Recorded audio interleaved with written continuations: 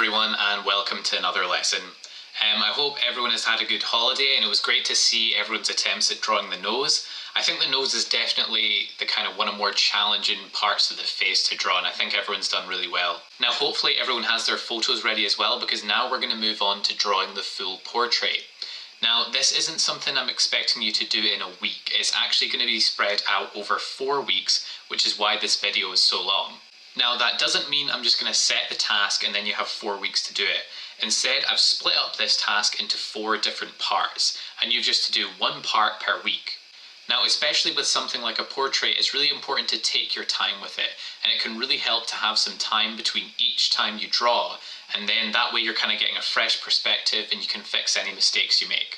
So make sure that you do the task every week and then submit photos of your portrait to the weekly assignments, and then I can kind of see how you're getting on with your portrait and give feedback as well. Also make sure that you're following the process I show you, okay? I don't want anyone to just draw from a portrait of themselves and then draw it as quickly as possible, going into the detail. Just like with every feature of the face, there is a process to this, okay? And I want to see everyone follows it exactly, and that way you're going to get the best result possible. So let's start off with lesson 1.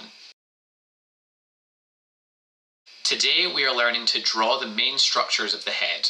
I will be successful if I can use the Loomis method to draw my head and add in the main structures of each feature. Now if you remember back to our first lesson in lockdown, where we're looking at drawing the entire head from any angle using the Loomis method, and that's what we're going to do first, because it's going to help us understand where to put each feature.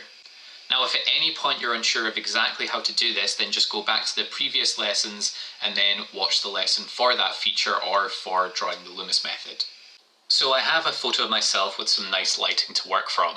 If you haven't taken a photo, then go to my previous lesson and it explains how to take a good photo for a portrait there. What's most important is that you don't take it from straight on. Because this is a tonal drawing, it can also help to make your photo black and white, which can be done on any phone if you edit it. There's going to be a lot of close-ups of my hand drawing, and you'll probably notice, or maybe you've already noticed in class, that I don't hold my pencil normally. Don't worry, that's not some special art technique, that's just how I've held my pencil since I was in nursery, so you don't need to copy that. So what you're going to need for this task is an A4 sheet of paper and a pencil. In an ideal world, we'd have a range of pencils to use, but I'm just going to use a standard HB pencil, which everyone should have. Now the first thing I'm going to do is draw the circle that represents the cranium. Remember to use your pencil lightly and then go a little at a time to get the perfect circle. Now make sure this circle is taking up a lot of your page. We want our portraits to take up most of the page so then we can get in as much detail as possible. Then I want to draw an oval that represents the side of my head. You can see in this photo, because I'm turned only slightly, it's not going to be that thick of an oval. Then put a line through the centre of the oval that represents the line going from the ear to the brow. As you can see from the photo, because I'm looking slightly up, that means the line is going to be tilting up.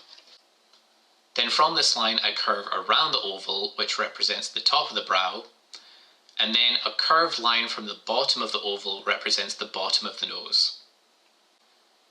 Lastly, a line underneath represents the bottom of the chin, which is probably going to be about the same distance as the distance between the nose and the brow, but it's best to check your photo.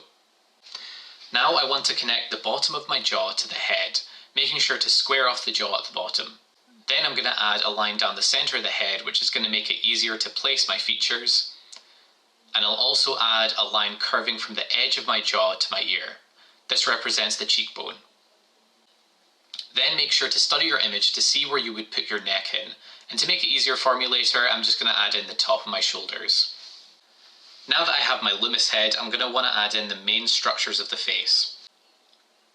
Rather than going into detail, by adding in the large structures first, it's going to make it more likely that I'll put it in the right place. If you're unsure of how to do any of this bit, just go back and watch the previous videos. So then I'm going to add in just the shape of the eye socket. Next to the eye socket, I'm going to put in the 3 planes of the nose that I can see. The side planes, the top plane and the bottom plane. But because my nose is quite big and you can't see the other side of it from this angle, I'm just going to have one side plane. Then I'm going to add the other eye socket, making sure to consider the shape of the bottom lid. Now as you can see, I'm already going back into my other eye socket to adjust it, because I'm starting to see small things I need to change. This is actually really important that you're not just focusing on the part you're drawing, but also looking at the whole image. There are going to be mistakes that you make along the way, it's just important that you go and correct them. Next, to draw the lips, I want to start off with the centre line of the lips. Now what's quite different about my lips is obviously I have a beard and a moustache, which as far as I know none of you have, so that's going to cover up some of my lips and I'm going to need to consider that and kind of map in that drawing as well. To draw the basic structure of the lips, we want to split the top lip into the three sections. The little heart in the middle of the lip, and then the two pillows at the side. And then the bottom part of the lip can be split into just two pillow shapes. Remember to look closely at your photo and think exactly what shape your lips are. Now I'm just going to add in some shape to my nose so it doesn't just look like a box, like the ball of my nose and also the nostrils. I also have a big bump on the bridge of my nose, so I need to consider that as well. I'm also just going to adjust the shape of my jaw to match mine and the shape of this side of the face as well. All the time I'm just looking closely at my image and adjusting as I go. Next, I want to add the shape of my eye and the eyelids, remembering to show the thickness of your eyelids when you draw them.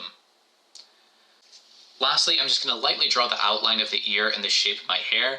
I know I haven't shown you guys how to draw these yet, but if you just do the outline, then we can go into more detail later.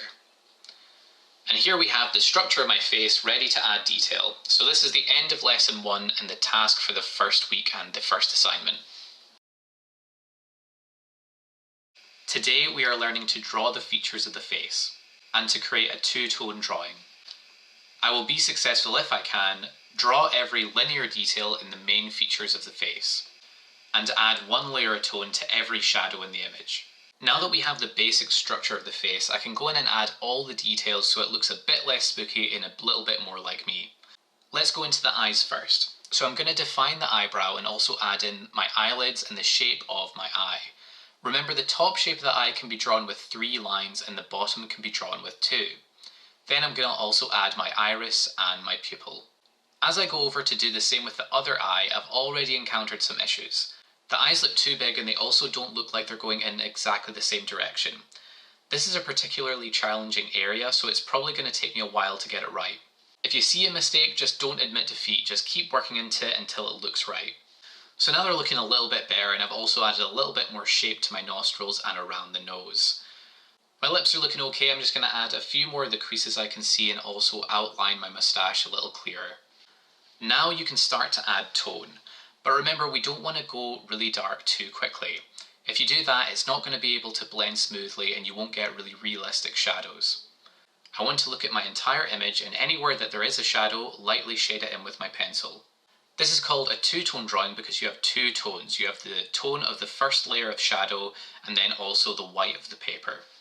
So this first layer of shadow is going to be in areas like the socket, the nostril, the lips, and also the side of my face furthest away from the light. But it might be different for you depending on where the light source is. You really have to study the image here and look for every last bit of little shadow. Because my beard hair is also dark, this also counts as an area to go in now, and your eyebrows probably will be too. With the lips, remember that they are very reflective compared to the rest of your skin, so there's probably going to be some parts in shadow and some parts as quite a bright highlight. I also am going to add in the shadows underneath my chin and just do a quick look over to see if there's any areas I missed. So now I've got all the features of my face drawn in and also a light layer of tone. Already it's starting to look a little bit more like me and a little more 3D. Today we are learning to draw ears and draw hair. I will be successful if I can. Draw all the curves and shapes of the ear before adding in a light layer of tone. Add a layer of shadow to all the darkest area of the hair. Leave the lighter areas of the hair completely light. Use my pencil in the direction of the hair, show a wide range of tone in my hair, and add in individual strands of hair to add texture. So I'm going to start with the ears because they're actually quite simple. There are a few key curves in the ears that you need to look for, but these can really change depending on the person. Look at your ears closely and try to see what curves you need to add. But to make it look really 3D, you have to add in the same layer of light tone that you've added into the rest of your face. So make sure to look for all these little shadows in your ear to make it look 3D. Something that's much more difficult is drawing the hair. Now, hair is very different from the rest of your face because it's very reflective and it has multiple layers. Where a lot of people go wrong with the hair is they go straight into the detail and add in the strands of hair, but this ends up looking like you have spaghetti on your head. Instead, you need to build up your hair in layers. First, I'm going to mark in the main shapes and curls in my hair so it makes it easier to add in shadows. Now when you're adding in any lines to the hair, you don't want to move really slowly or just move a little bit at a time, because this isn't going to create the nice flow that hair has. You want to be confident with your lines and move in smooth motions. Even if it isn't perfect, your hair moves all the time, and it's important that you get a nice flow to it. Now I'm going to do the same thing I did with the rest of my face and add in a layer of tone into all the dark parts of my hair. Now my hair is quite dark anyway, but even if there is an area of my hair that has a little bit of reflection, I'm going to leave it quite bright. Now I'm going to add in another layer of tone, this time a little darker, and emphasizing some of the darker parts that I can see in my hair. The areas that are completely dark really don't need that much detail or contrast. You really want to focus on the lighter areas. Now we can start to add in some smaller details in individual strands of hair. Because the individual strands are now on top of a layer of shadow, they look like they're actually part of the head. Notice how when I add individual hairs, I try to start from the root, as this is going to make them look more natural. Keep building up these layers until your hair starts to look more 3D. I'm going to leave mine at this point because I'm fairly happy with it, and I'll probably come back to it after next week.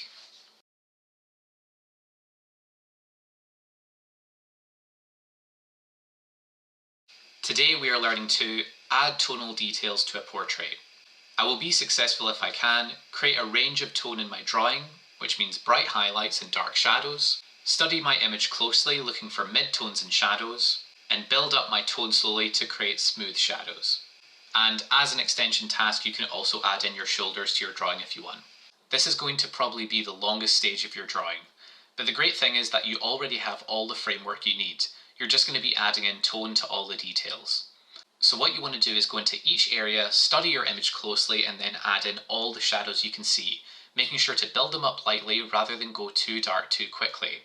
It's also really important at this stage to constantly take a step back from your drawing to look at it as a whole and just see if you can catch any mistakes. I also quite like to turn my drawing upside down, and that gives me a fresh perspective on it. If you're unsure about how to add shadows to any part of the face, just go back to the previous lessons and it goes over each part in detail. But really the best thing you can do is just continue to study the image. The solution might not always come to you straight away, but if you're patient, it will eventually. Once I've added in my first layers of tone, I like to go in a little darker and emphasize some of those darker areas that need to stand out, like around my eyes, and also small details like the lashes and the creases in the lips. Lastly, I'm also going to add in my shoulders and jumper so it doesn't look like I'm a head floating in space. You don't have to add in as much detail here because that can actually take away from your face. I'm just going to add in a nice layer of tone and some of the main shapes and shadows I can see. Then make sure you do a big look over it and add in any other details. If you can, it's always best to leave it a day and then do one last look at your portrait. And here I have my finished tonal portrait. The funny thing is, at the time I was quite happy with it, but now that I'm looking at it with a fresh perspective, there's even changes I would make now. I'd probably go into some areas in tone a little bit more, and I'd probably go back into my left eye to fix that a little. But that's just how it goes with drawings. You're always going to finish your piece and think, oh, I could have improved this. And the more you do it, the more you're going to improve and the less you're going to have to work on the next time. Now, I get that this is probably going to seem super intimidating if you've never done a portrait before. But you just kind of have to trust that if you follow the process and if you do the task each week, then it's going to be completely doable. Just make sure, don't rush it, and just follow it as slowly as you can. It has been a really long project of how to draw the portrait, so I am really excited to see how everyone's portraits turn out and how you progress through the task. Just remember to submit the task for each week, and that way I can kind of give feedback as you go and kind of help you out and see how your portrait is going each week. I'll also still be doing the live check-ins every week if you want to pop in if you have any questions.